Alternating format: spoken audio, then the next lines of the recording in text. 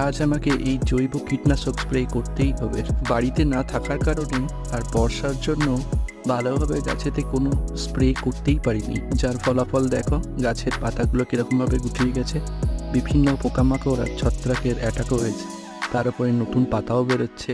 তাই আজ গাছেতে এই জৈব কীটনাশক স্প্রে করব। এই কাকা জৈব কীটনাশকটা কিন্তু ভীষণ ভালো। এর ডোজ হলো 1 লিটার জলে 1.5 থেকে 2 ml।